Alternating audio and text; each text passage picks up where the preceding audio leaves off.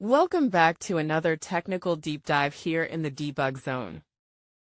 Today, we're tackling a big question and breaking it down with insights from other users. Hopefully this clears up some misconceptions and helps you get the answer you need.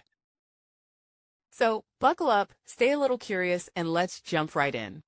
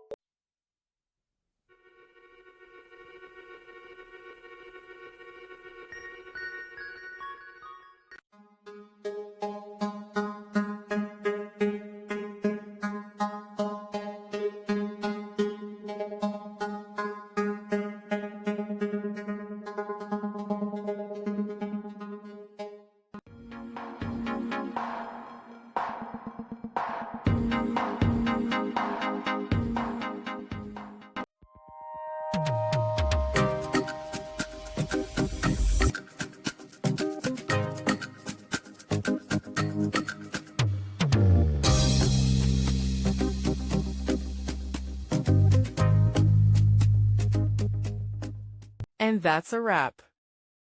I hope you found the answer you were looking for. If you did, take a second to hit that subscribe button. It really helps out.